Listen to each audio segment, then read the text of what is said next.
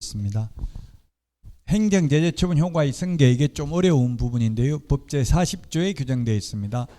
노무현 정부 때 신설됐고, 그냥 한마디로 말하면 탈법 행위를 하고 행정처분을 회피하기 위해서 사무소 이전, 휴업, 폐업을 하는 악덕 기획부동산업자의 난립을 방지하기 위해서 이런 규정을 신설했다고 했습니다. 한마디로 말하면 정과 기록을 가지고 다니게 만드는 것입니다. 자, 그래서 재등록 개업공개사에 대해서 폐업 신고 전의 개업공개사의 지위를 승계한다. 그리고 폐업 신고 전 업무정지 과태료 처분의 효과는 폐업일로부터가 아니라 처분일로부터 1년간 재등록한 개업공개사에게 승계된다.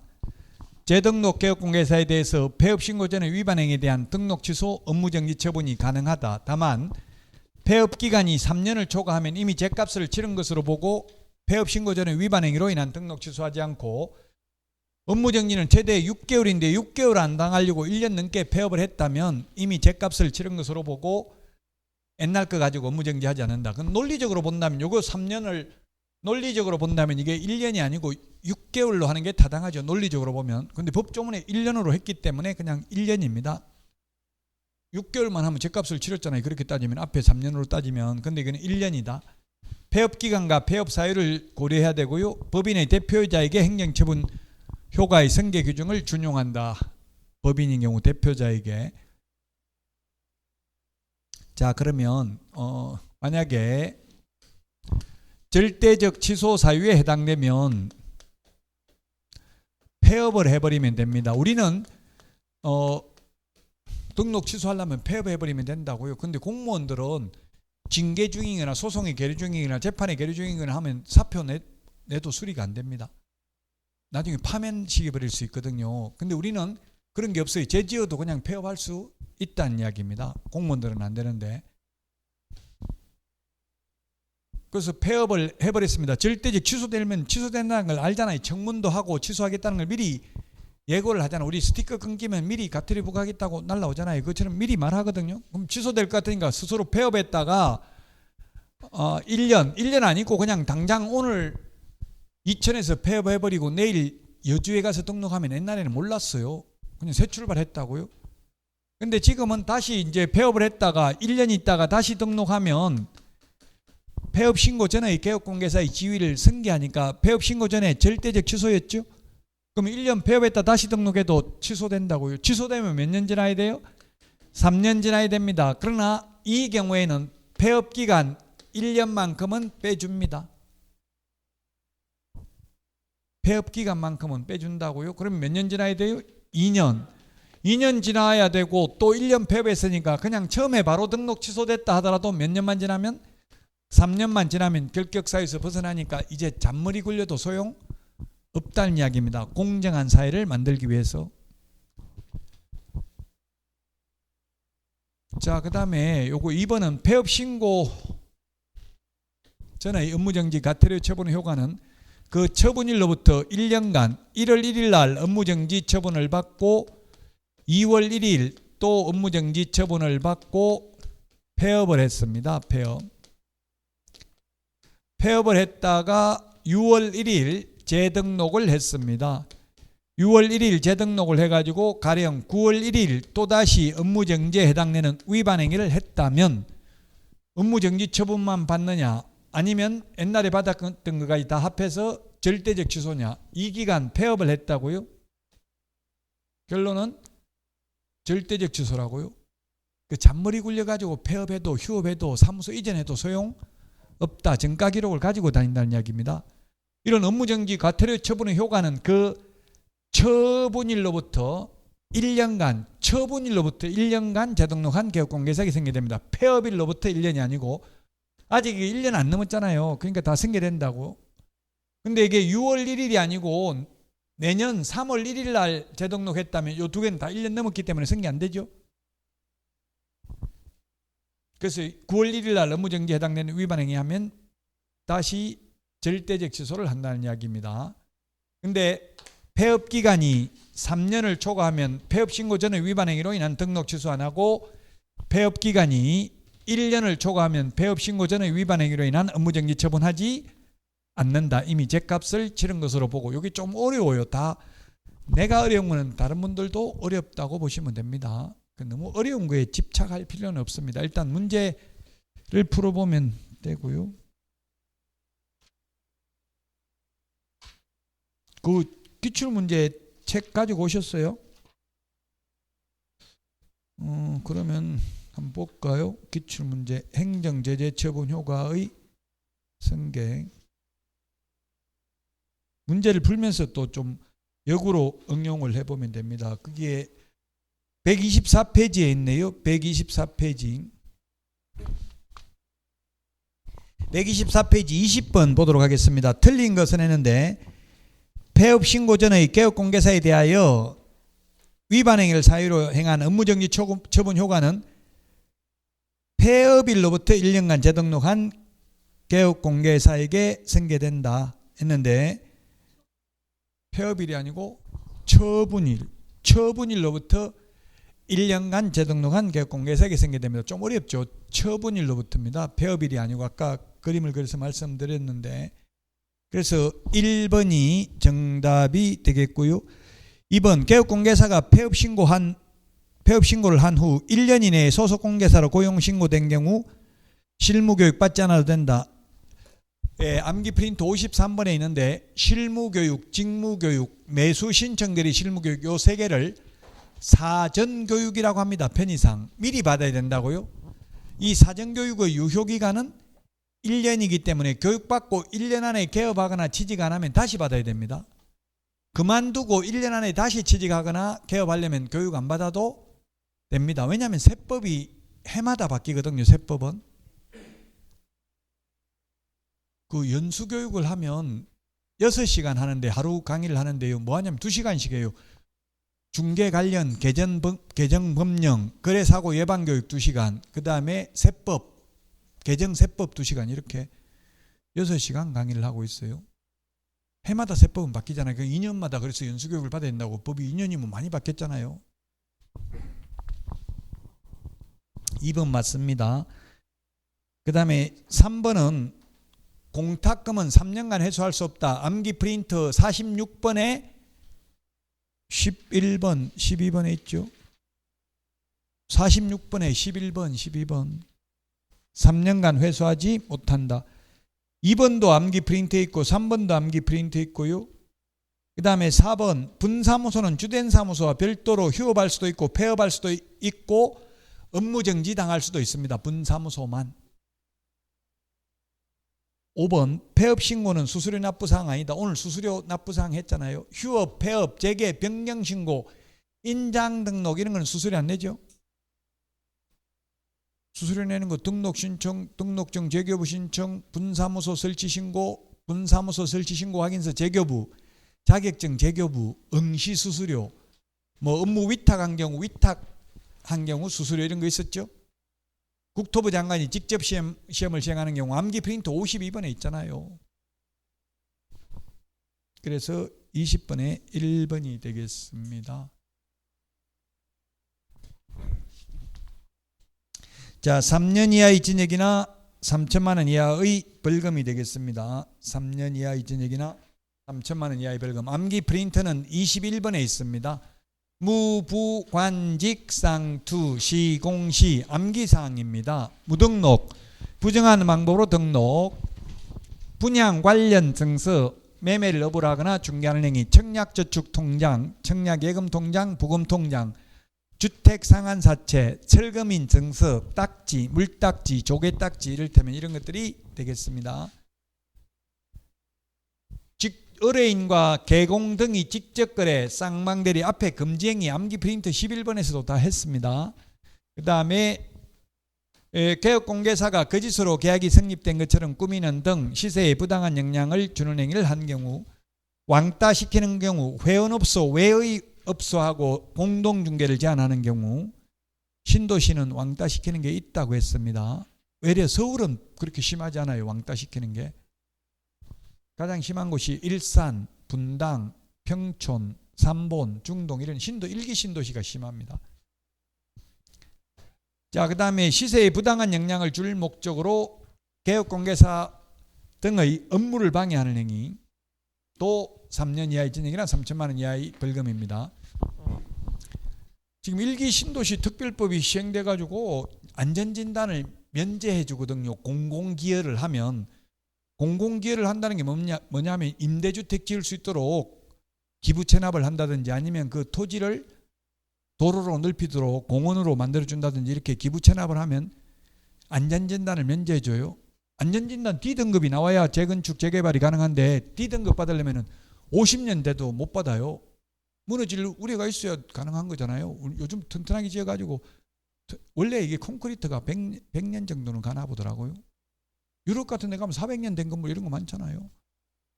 그러니까 안전진단을 면제해 준다고 이게 1기 신도시 특별법에 의해서. 그 대신에 이게 공공기여 비율이 너무 높아가지고 또 이게 쉽지가 않나 보더라고요. 그럼 추가 분담금 이런 걸 더 내야 된다는 이야기. 돈을 지금 공사비 올라가지고 공사비가 평당 한 1,000만 원 정도 되나 봐요. 그러니까 뭐 6억 내라 하고 이러니까 80억 원 분 나는 못하겠다.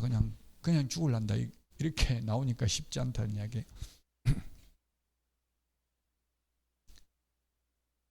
무부 관직상투 시공시 암기상이니까 넘어가겠습니다. 암기 프린터 22번 1년 이하의 징역이나 1,000만 원 이하의 벌금, 유사, 이중, 양도, 임정, 비광, 매무, 수거. 유사 명칭 사용, 공인중개사가 아닌 자가 공인중개사 그 밖에 이와 유사한 명칭을 사용한 경우. 그래서 이게 뭐냐면 대표적으로 대표자라는 명칭을 쓰면 안 됩니다. 대표이사, 사장, 회장, 소장도 안 됩니다. 중개사무소에서 최고 높은 사람이 소장이잖아요. 대표자를 가리키는 명칭을 쓸 수 없다고 자의증이 없으면 그게 유사 명칭 사용입니다.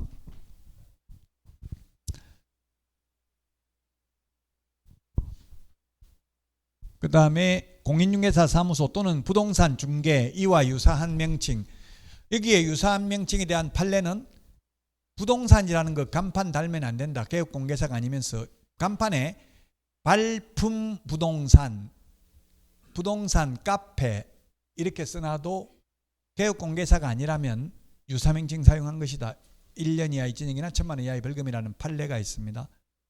개업공개사 아니면 간판에 부동산이라는 거 쓰면 안 된다고요. 자, 그 다음에 이중등록, 이중소속, 이중사무소, 그 다음에 자격증 등록증 양도 대여한 경우뿐만 아니라 이게 신설됐죠. 양도 대여를 알선한 경우도 1년 이하의 징역이나 1,000만 원 이하의 벌금 이게 신설됐습니다.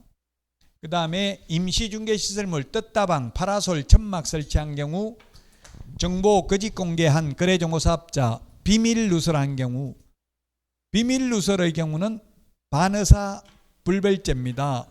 피해자의 명시된 의사에 반하여 벌하지 아니합니다. 지금 스토킹 처벌법이라는 게 지금은 생겼더라고. 제가 스토킹 당할 때는 그런 법이 없었는데 어쨌든 스토킹 처벌법에 보면 반의사 불벌죄입니다. 그러니까 피해자가 고소하니까 빨리 고소 취하해라. 안 그러면 가만 안 두겠다. 오히려 협박해가지고 또 처벌을 원하지 않습니다. 이렇게 해버리면 처벌을 못한다 해서 지금 스토킹 처벌법에서 반의사 불벌죄를 폐지하자는 논의가 되고 있습니다. 피해자가 처벌을 원하지 않습니다 하면 처벌 못한다고요? 공인중개사법에는 딱 요거 하나밖에 없어요. 비밀누설. 반의사 불벌죄는 오직 이거 하나밖에 없다. 친고죄하고는 다르죠. 친고죄는 적극적으로 고소고발을 해야 벌할 수 있는 걸 친고죄라고 합니다. 사자 명예훼손죄, 죽은 사람 명예훼손죄는 친고죄고요. 살한 사람 명예훼손죄는 반의사 불벌죄입니다. 정보통신망 이용 촉진 및 정보 보호에 관한 법률에 의한 명예훼손죄, 즉 인터넷에 글 올리는 거 이런 것도 반의사 불벌죄입니다. 진실을 진실대로 말하면 명예훼손 해당돼요, 안 돼요? 해당되죠. 공공연하게 적시를 하여 명예를 훼손하면 명예훼손죄입니다. 여러 사람한테 알리면 그 명예훼손이라고. 인터넷에 올리는 거는 여러 사람한테 알리는 거잖아요. 명예훼손이에요.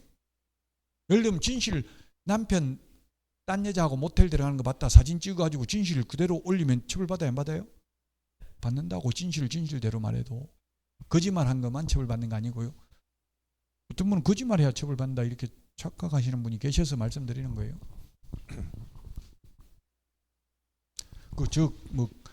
저한테도 그 명예훼손한 사람 제가 고소한 적이 있었어요. 강의도 못하는 게 여자만 밝히고 돈만 밝히는 인간 이렇게 해가지고 글을 올렸더라고. 그래서 저는 학생이 그럴 수도 있다 생각했어요. 근데 계속 올리는 거예요. 한 번 올리면 참으려고 했는데 10번 넘게 계속 올려가지고 고소해보니까 학원 원장님이더라고. 월급 한 1년 안 줘가지고 월급 언제 줍니까? 이 말 한번 물었다고.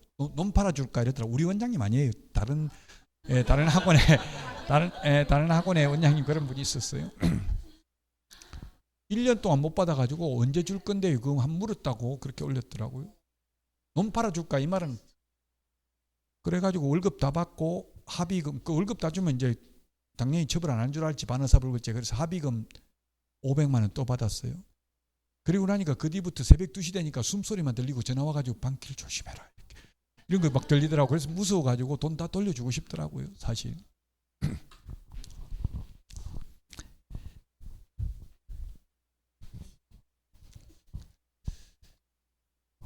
지금 한 15년도 넘었어요. 근데 요즘은 전화 안 오니까 조금 전화 안 와요. 뭐 전화 추적하니까 다 공중전화야. 그 핸드폰도 아니고 근데 공중전화 위치 추적은 되더라고. 서울 미아리에 있는 공중전화에서 집중적으로 하더라고. 그 이제 그렇게 알고 나니까 좀 덜 무섭던데. 그럼 처음에는 누군지 모르는 사람이 막 숨소리만 들리고 새벽에 1시 2시 돼서 전화 와서 끊기고 하니까 진짜 무섭더라고요. 오직 반의사불벌죄는 요거 하나밖에 없다. 자, 그 다음에 표시 광고를 위반한 무등록자, 즉 개업공개사가 아니면서 임대문의 이런 거 써붙여 놓으면 전봇대 같은데 임대문의 해가지고 물론 주인이 직접 임대문의 해가지고 핸드폰 써놓는 건 상관없죠.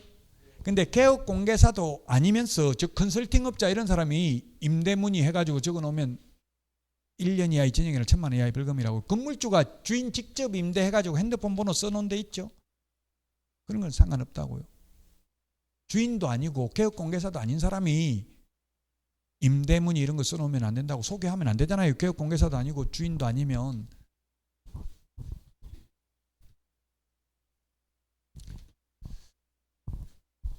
매매를 업으로 한 경우 개업공개사는 중개를 업으로 해야 된다. 금지행위 할 때 다 했습니다. 암기 프린트 11번. 무등록 중개업자임을 알면서 그를 통해서 중개를 의뢰받거나 무등록 중개업자에게 자신의 명의를 이용케 하는 행위 1년 이하의 징역이나 1,000만 원 이하의 벌금입니다. 중개보수 또는 실비를 초과해서 받는 행위 거짓되는 행, 그 밖에 의뢰인의 판단을 그르치게 하는 행위 15번 개공, 소공을 합한 숫자의 5배수를 초과해서 고용한 경우, 그 다음에 자격증, 등록증, 양도대의를 알선한 경우 15번, 16번이 최근에 신설돼 가지고 앞대가리를 동그라미 안 해놨다고요. 무슨 대가리를 해야 될지 저도 이게 헷갈려 가지고 그냥 일단은 그냥 나눴어요. 최근에 신설돼 가지고. 유사 암기 프린트 22번에 있죠. 유사, 이중, 양도, 임정, 비광, 매무, 수거.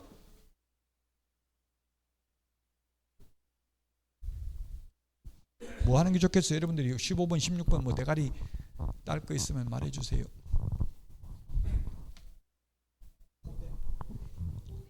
오대 5배. 마음대로 한 게 하세요. 저는 지금 입에 잘 안 붙어가지고 못하겠어요.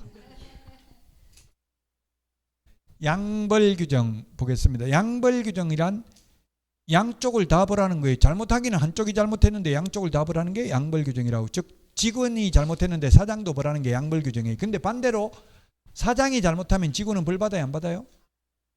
직원은 사장 지시를 따르지만 사장이 직원 지시를 따르는 건 아니잖아요. 사장이 위반하는데 직원이 왜 그렇게 하는데 하면 야 네가 뭔데 그만두라 이렇게 나올 수 있거든요. 그래서 사장 잘못하면 직원은 처벌 안 받습니다. 근데 직원이 잘못하면 사장이 교육 안 시켰으면 사장도 책임이 있다고요. 그래서 양벌규정은 고용인 즉 직원이 행정 형벌 다시 말하면 징역 벌금에 해당되는 위반 행위를 한 경우에는 그 행위자인 직원만 벌하는 게 아니라 그를 고용한 개업 공인중개사에 대해서도 해당 조에 규정된 벌금형을 과하는 게 양벌 규정입니다. 즉 직원 잘못으로 사장이 징역 가는 일은 절대 없다고요. 만약 직원 잘못으로 사장이 징역 갈 수도 있다고 하면 불안해서 직원 고용하기 힘들겠죠. 그냥 혼자 차라리 적게 먹고 혼자 근무하는 게 낫겠죠. 다만 사장인 개업공개사가 상당한 주의와 감독을 게을리하지 아니하였다면, 맨날 교육시켰는데도 위반 행위를 했다면 그때는 양벌 규정에 의해서 사장이 벌금 받지 않는다는 이야기입니다. 과실이 없으면 벌금을 받지 않는다. 과실 책임이죠. 자, 그 다음에 양벌 규정으로 직원 잘못으로 사장이 양벌 규정으로 벌금 받아도 그건 이 법에 의한 벌금이 아니다. 왜냐하면 판례인데 이거는 이 법, 즉 공인중개사법 위반으로 300만 원 이상 벌금 받으면 3년 동안 개업도 안 되고 취직도 안 되잖아요. 결격 사유잖아요. 직원 잘못으로 3년 동안 개업도 못 한다고 하면 직원이 사장 망하게 하려고 일부러 역선택을 할 수도 있는 거잖아요. 그래서 직원 잘못으로 사장이 벌금 받았다 하더라도 그건 이 법에 의한 벌금이 아니므로 결격 사유는 아니라는 게 판례입니다. 판례 이거는. 자, 그 다음에 가태료는 양벌 규정이 적용되지 않고 행정형벌만 양벌 규정이 적용됩니다. 자, 행정질서벌 과태료잖아요. 이 질서벌 쉽게 말하면 징역 벌금을 받으면 우리는 소위 전과자라고 부릅니다. 전과자. 근데 도로교통법 위반해가지고 뭐 스티커 끊겨가지고 과태료 냈다고 전과자라고 부르지는 않잖아요. 옛날에 뭐 국회의원이 뭐 아마 저기 어디 청주에서 국회까지 오면서 한 50번인가 과태료 끊긴 적이 있어서 그 장관 후보 그때 누구지 도종환인가 그 접시꽃 당신인가 유명한 작가 있잖아요. 그분 그래도 장관 청문회에서 통과됐다고. 과태료는 실수라고 일부러 그렇게 하기는 쉽지 않겠죠. 모르겠어 실수인지 뭐 일부러 그런지는 모르겠지만 옛날 같으면 경찰이 했으면 다 봐줄 텐데 그 카메라에 찍혀버리니까 뭐 국회의원이 탔는지 누가 탔는지 모르니까 그냥 뭐 다. 저도 위반해봤는데 계속 가면 계속 위반하면 계속 끊겨요. 하루에 그 똑같은 예를 들면 버스 전용 차수를 계속 가면 서울서 대전까지 가면 한 4번인가 5번인가 끊기더라고요. 계속 한번 가보니까.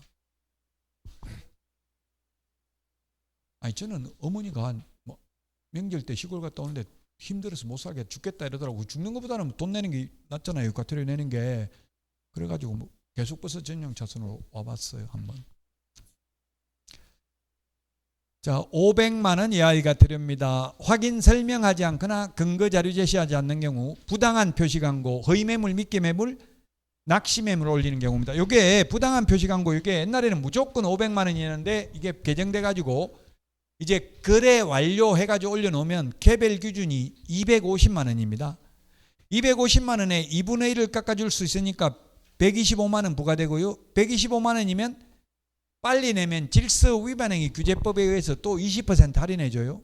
그래서 100만 원 벌금이 아니라 과태료 내야 됩니다. 만약에 거래 완료해가지고 매물을 올려놓으면 유튜브 채널이나 밴드나 뭐 카카오 스토리나 블로그나 이런데 거래 완료해가지고 올려놓은 사람들이 있더라고요. 중개업소에서. 그거 신고하면 최소 100만 원 내야 돼요. 과태료. 옛날에는 무조건 500만 원이었어요. 개별 기준이 없었다고요. 근데 지금은 개별 기준이 거래 완료해가지고 올려놓으면 250만 원이라고요.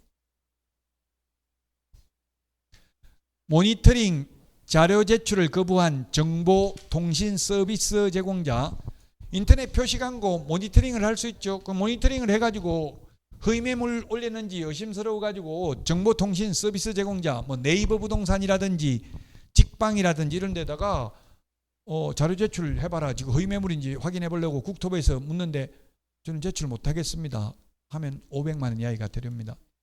그리고 모니터링 결과 추가 정보 게재를 요청했는데 이를 거부한 경우도 500만 원 이하의 과태료입니다. 뭐 직방, 다방 뭐 이런 데가 되겠죠. 정보통신 서비스 제공자가. 그 다음에 협회는 전부 다 500만 원이라고 했어요.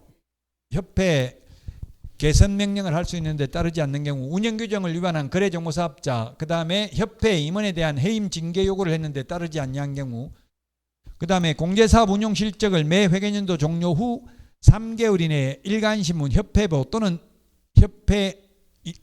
협회부에 공시하고 협회 인터넷 홈페이지에도 게시해야 되는데 이를 위반한 경우 500만 원 이하의 과태료, 감독상 명령을 위반한 거래정보사업자 협회 500만 원 이하의 과태료, 연수교육 받지 않는 경우 500만 원 이하의 과태료.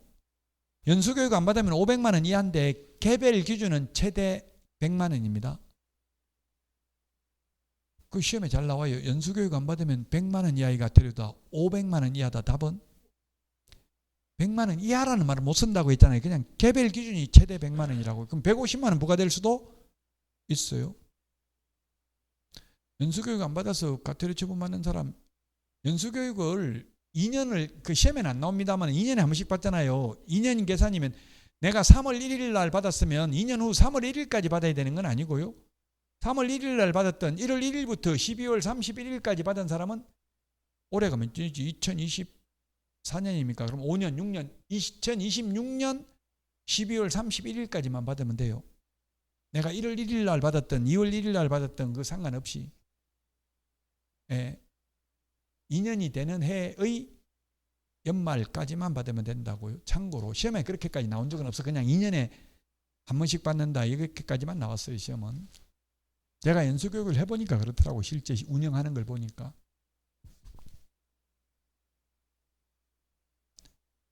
이 현업에 있는 분들 연수교육 해보니까 최근에 자격증 따가지고 개업한 분들은 똑똑해요. 잘 알고 있어요.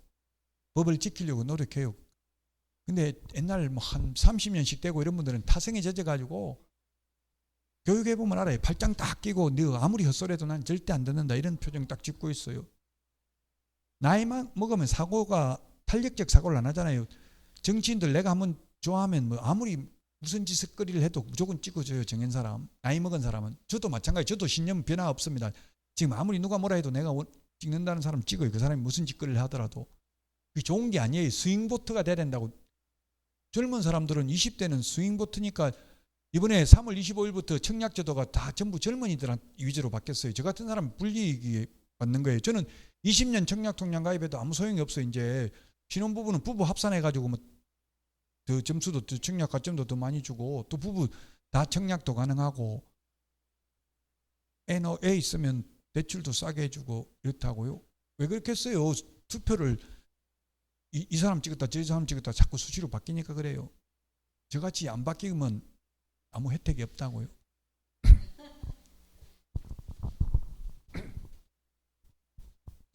지금 전부 제 동기들, 제하고 파리학번들이 지금 전국을 주도하고 있어요. 조국, 이재명이, 뭐 원희룡이, 나경원이 다 파리학번입니다. 학번으로 따지면 저하고 전부 동갑이에요. 나이가. 그분들이 전부 여야 전부 다 중진들이 중진인데 저는 아무것도 못하고 있어요. 지금. 근데 정치하는 게 쉬운 게 아니에요. 영혼을 팔아야 돼. 몸을 파는 게 아니라 영혼을 팔아야 되니까 자기 신념에 반해서 뭐 그 당 정책이 정강 정책이 있으면 무조건 따라야 돼. 내 신념하고는 달라도. 그게 굉장히 힘들어요. 그 영혼을 파는 게 몸을 파는 것보다. 저도 옛날에 조금 해보니까 진짜 힘들더라고. 제 신념에 반하는 행동을 해야 되니까 뭐 나오라고 그 당에서 어디 나오라고 하면 무조건 나가야지. 안 나가면 그 다음에 공천 안 주고 무조건 잘리거든요.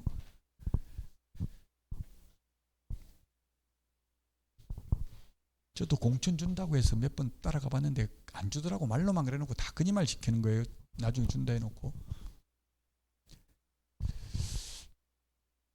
그 정당 가입하는 거는 굉장히 쉬워요. 탈당하려면 엄청나게 힘들어요. 팩스로 보내고 이렇게 해야 돼. 탈당계 이런 거 문서로. 가입할 때는 뭐 아무나 다 받아줘요. 무조건 처음에 가입할 때는. 자, 연수교육 500만 원 이하의 과태료고요. 보조원이라는 사실을 고지하지 않는 경우도 500만 원 이하의 과태료다. 그래서 국토부에서는 명함에다가 보조원인 경우 보조원이라고 적으라고 하더라고요. 저 국토부에 그 적으라는 법적 근거가 어디 있냐, 몇 조 몇 항에 있냐 물어보니까 법에 있는 건 아니고 고지 안 하면 500만 원 이하의 과태료니까 나중에 분쟁이 생기면 고지했다 안 했다 다툼의 여지가 있으니까 명함에 보조원이라고 적어놨으면 고지 안 했다고 보기는 어렵지 않냐 이렇게 이야기를 하더라고요. 저한테. 제가 따지니까. 그런 일이 진짜 저한테 연락 온 게 있었어요. 이게 확인 설명서를 적으면 확인 설명서에 고지했는지 안 했는지 체크하는 게 바뀔 예정에 입법 예고가 돼 있어요. 근데 저한테 수업 듣던 분 연락 왔더라고요. 보조원이 집 구경시키러 가다가 손님이 도배 깨끗하냐 물으니까 저는 중개보조원이기 때문에 그런 거 절대로 대답하면 안 됩니다. 못하겠습니다. 이렇게 이야기한 거예요. 뭐 이런 인간이 다 있냐. 못 그러면 안 간다 보러 이렇게 해가지고 막 싸운 거예요. 그럼 뭐 왜 보조원을 못하게 돼 있는데 어떻게 하란 말입니까? 저보고 뭐 이렇게 말대꾸 하니까 손님이 너 같은 인간 처음 본다 이러다 보니까 그럼 너 보조원 고지 안 한 걸로 내가 고발하겠다 뭐 이렇게 나와가지고 민원을 넣은 거예요. 가태료 받을 가능성이 많다는 얘기. 고지 분명히 했는데도 명함에도 없고 못 들었다고 우기니까 증거는 없잖아요. 녹음해놓은 것도 없으니까. 서로 증거 없으면 손님이 이길 가능성이 더 많아요. 판사한테까지 가면. 그러니까 명함 있으면 명함 보세요. 여기 보조원이라고 적혀져 있는데 제가 속일 이유가 뭐 있습니까? 이렇게 말하면 어느 정도 설득력이 있다는 이야기예요. 보통 소속 공인중개사는 명함에다가 공인중개사라고 적거든요.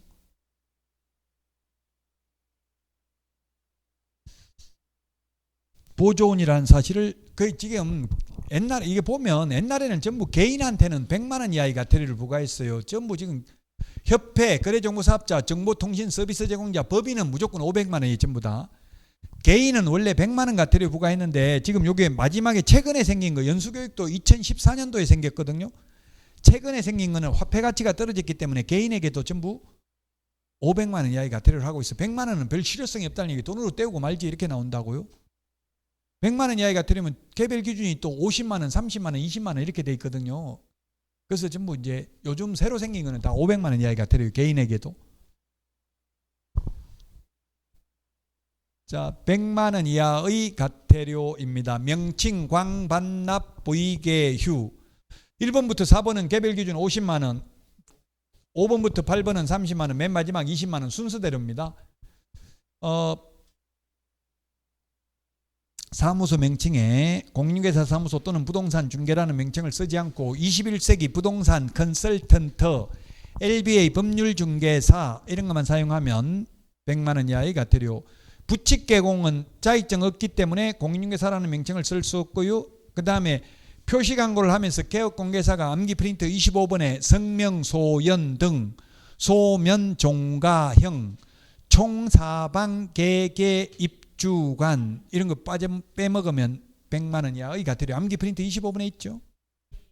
그 다음에 등록증 7일 이내 미반납, 자격증 7일 이내 미반납 취소되고 나서 손해배상을 보장하기 위한 보정관계 증서를 교부하지 않는 경우, 사무소 이전 신고 의무 위반한 경우 옮기고 나서 10일 이내에 신고해야 되는데 게시해야 되는 거 등수사보자 5개 게시 안 한 경우 100만 원 이하의 가태료. 3월 초과 무단휴업 100만 원 이하의 가태료. 6월 초과 무단휴업은 임의적 등록 취소 사유에 해당됩니다. 암기 프린터 26번에 있습니까? 단순히 암기사항이니까 넘어가겠습니다. 이거 논리적으로 왜냐고 따지면 답 없다고요. 이거는 그냥 그래서 앞대가리 동그라미 해놨잖아요. 그냥 암기해야 됩니다. 요거는. 자, 가태료 부과 기준은 2분의 1을 줄일 수도 있고 2분의 1을 늘릴 수도 있다. 참 이게 웃기게 만들었어. 사소한 부주인지 사소한 거 아닌지 공무원 마음이겠죠. 사소한 어떻게 사소하다는 거 구체적으로 안 돼 있어요. 사소한 부주의나 과실로 고의가 아니고 과실인 경우, 시정 회수하기 위해서 노력한 경우, 위반 행위의 정도, 동기, 결과 등을 고려하여 줄일 필요가 있는 경우 2분의 1을 늘릴 수 있는 경우인데요. 아무리 늘리더라도 100만 원 이하인 경우 100만 원 초과할 수는 없다. 내용, 정도가 중대하여 소비자에게 미치는 피해가 크다고 인정하는 경우, 동기, 결과, 위반 정도 등을 고려하여 가태료 금액을 늘릴 필요가 있는 경우. 자, 2분의 1 줄이는데 체납 시 제외한다. 연체하고 있으면 줄여줄 수 없다는 이야기예요.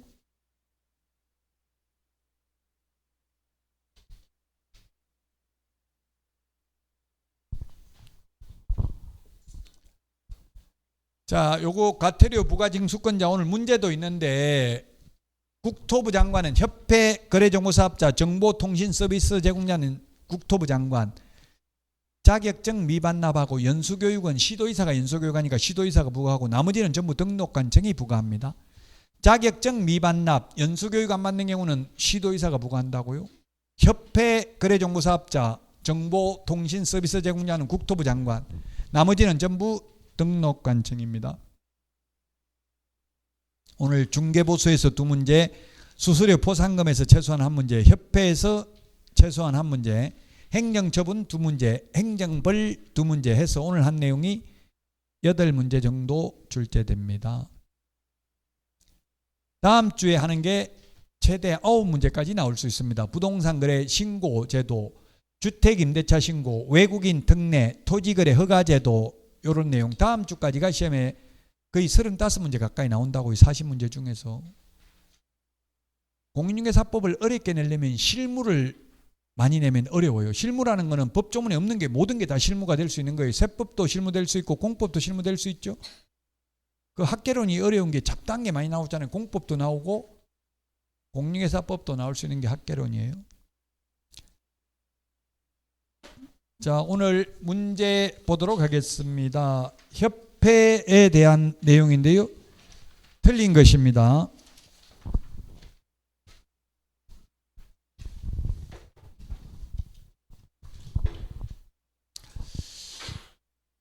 협회는 다른 회계와 구분하여 별도의 회계로 관리해야 되고, 공제회계는 그 다음에 책임준비금은 공제료 수입액의 100분의 10 이상입니다.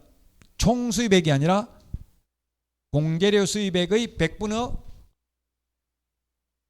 20이 아니고 10이죠. 10. 틀린 것은 100분의 20이 아니고 12번 틀렸고, 3번 국토부 장관은 협회의 자산 상황이 불량하여 공제가입자의 권익을 해칠 우려가 있다고 인정하면 자산 예탁기관이 변경을. 문제가 달라요? 그러면 그거는 풀고 이거는 이거대로 보세요.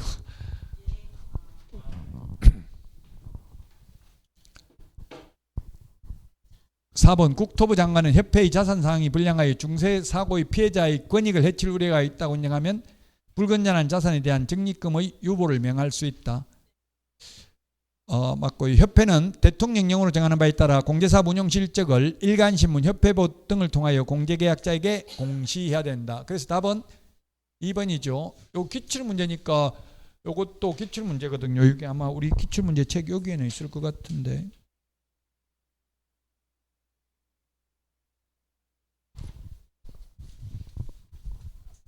오늘 그 기출문제 책에는 없나요?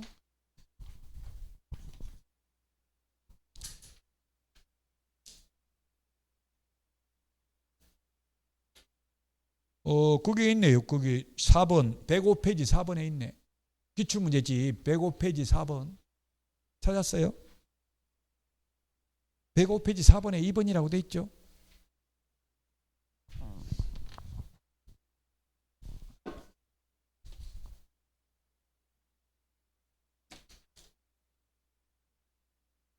자, 그 다음에 협회에 관한 설명으로 틀린 것은 했는데, 실무교육 할 수 있고요. 책임준비금 다른 용도로 사용하려면 국토부 장관 승인 받아야 되고요. 협회는 정보 제공에 관한 업무를 수행할 수 없다가 아니라 있다. 이것도 기출문제집에 보면 있을 수 있어요. 없어요? 그건 있어. 이건 또 있어요. 3번 답이죠. 그 다음에 민법 중 재단법인이 아니고 사단법인에 관한 규정을 준용합니다. 비영리 사단법인이라고 했습니다. 별도 회계로 관리해야 됩니다.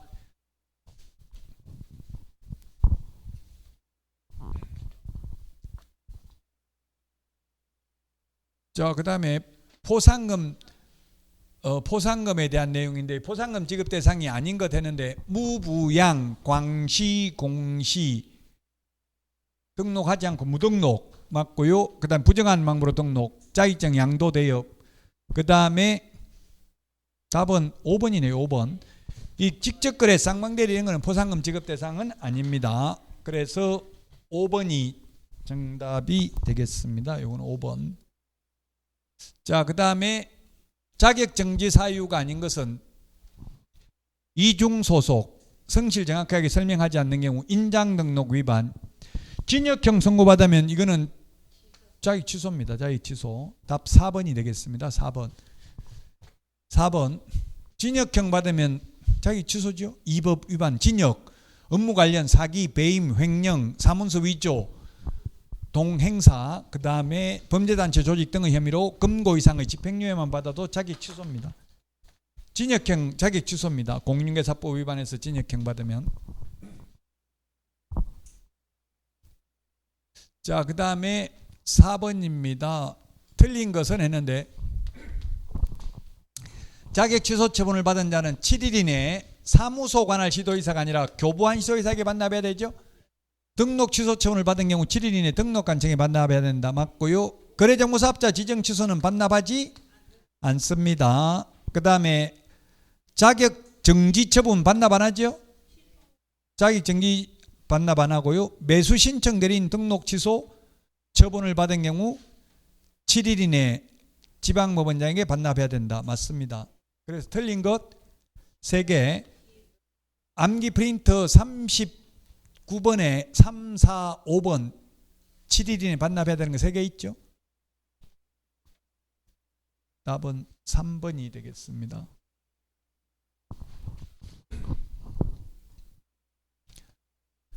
자, 그 다음에 5번 과태료 부과 대상이 아닌 것은 했는데 1번이네요. 거짓된 은행, 그 밖에 의뢰인의 판단을 그르치게 하는 행위 1년 이하의 징역이나 1,000만 원 이하의 벌금이고요. 그 다음에 휴폐업 100만 원 이하의 과태료, 그 다음에 확인 설명하지 않는 경우 500만 원 이하의 과태료, 이거 4번 100만 원 이하의 과태료, 연수교육 안 받으면 500만 원 이하의 과태료. 암기사항이라고 이건 어쩔 수 없어요. 논리적으로 왜 500만 원이냐 설명할 수 있는 부분이 아닙니다. 답 1번이 되겠습니다. 자, 옳은 것은 몇 개인가 했는데, 소속 공인중개사 개공, 소공이 아닌 자도 행정행벌 받을 수 있다. 무등록 중개업자 3년 이하의 징역이나 3천만 원 이하의 벌금, 거래정보사업자 1년에 1,000만 원 받을 수 있잖아요. 맞습니다. 개공 아닌 자도 질습을 받을 수 있다. 개공, 소공 아닌 자도 질습을 받을 수 있다. 중개보조원 고지하지 않는 경우 500만 원 이하의 과태료. 정보통신 서비스 제공자도 받을 수 있습니다. 그 다음에 디귿, 개공, 소공 아닌 자도 행정처분 받을 수 있다. 있네요. 누구? 거래정보사업자 지정 취소 받을 수 있잖아요. 거래정보사업자 개공, 소공 아니잖아요. 그 다음에 협회에 대한 제재는 500만 원 과태료뿐이다. 500만 원 이하. 맞죠? 그 다음에 정보통신 서비스 제공자에 대한 제재도 500만 원 이하의 과태료뿐이다. 다 맞네요. 둘, 셋, 넷, 다섯, 5번. 뭐 틀린 거 있어요 이게? 다 맞죠? 개공, 소공 아닌 자도 거래정보사업자 지정 취소 행정처분이거든요. 5번이고요.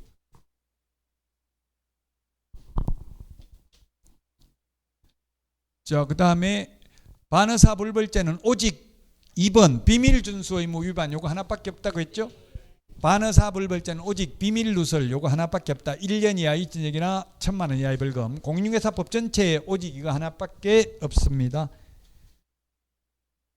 자, 그 다음에 8번입니다. 틀린 것은 했는데 1번 취소하려면 예외 없이 틀렸잖아요. 사망, 해산은 청문 안 해도 되잖아요. 예외 없이 틀렸고요. 청문 절차에 관한 명문 규정은 없습니다. 청문 절차는 피청문인에게 10일 전까지 청문서를 도달되도록 해야 된다. 이런 규정이 행정절차법에 있습니다. 공인중개사법에서는 절차에 관한 명문 규정은 없습니다. 다만 청문을 하고 안 하고만 규정이 있고 절차는 없다고 규정이. 절차는 행정절차법에 있습니다. 등록 취소와 업무정지 처분은 병과하지 않는다. 병행해서 두 가지를 등록 취소되고 없는데 업무정지 할 필요 없잖아요. 두 개를 같이 하진 않는다고요. 그래서 임의적 취소할 수 있는 거는 취소 안 하면 업무정지 할 수 있는 거예요. 취소했으면 업무정지 할 필요 없죠. 취소되고 없으면 어차피 업무 못 하니까요. 병행해서 부과하지 않는다. 자격 취소와 자격 정지 처분은 병과하지 않는다. 병행해서 맞습니다. 그래서 자격 취소하면서 또 자격 정지, 자격 취소되고 없으면 아예 자격 정지 할 필요도 없고 못 쓰는 거잖아요. 이제 무자격자인데. 자격정지 처분을 하기 전에 의견 제출 기회를 주어야 한다는 명문 규정은 없습니다. 명문 규정은 없고 행정절차법에 의해서 이것도 마찬가지입니다. 업무정지, 자격정지, 의견 제출 기회를 주어야 한다는 명문 규정은 없고요. 다만 행정절차법에 의해서 국민에게 부담적 행정행위를 하고자 할 때에는 사전에 청문을 하거나 의견 제출 기회를 주거나 공청회를 실시해야 된다. 이런 규정이 있습니다. 행정절차법에 있고 공인중개사법에는 명문 규정이 없습니다. 그래서 지금 틀린 것은 4개. 4번이 정답이 되겠습니다.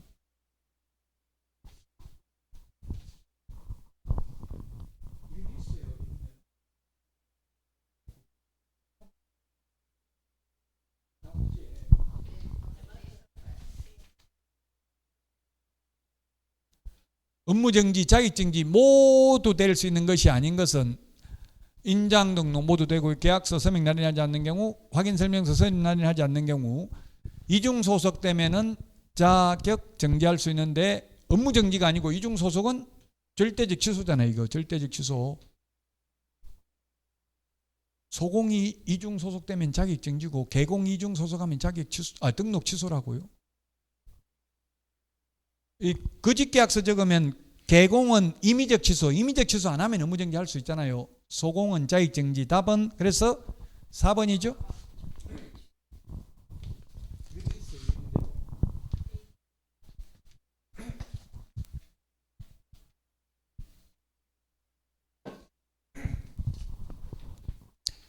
협회 국토부 장관 맞습니다. 협회 거래정보사업자 정보통신서비스 제공자는 국토부 장관. 업무정지 등록관청. 업무정지가 등록관청이에요. 근데 변호사협회는 변호사 징계하는 걸 변호사협회에서 해요. 그러니까 협회가 파워 있죠. 우리는 협회에서 하는 게 아니라 등록관청이 업무정지한다고요. 그다음에 등록 취소를 시도의사가 하는 게 아니라 등록관청이 하죠. 등록 취소는. 시도의사는 자격 취소, 자격 정지, 연수교육 이런 거 합니다. 그 다음에 지정 취소 국토부 장관이고요. 자격 정지, 자격 취소는 시도지사. 그래서 3번이 정답이 되겠습니다. 자, 오늘 여기까지 하고 다음 주에 찾아뵙도록 하겠습니다.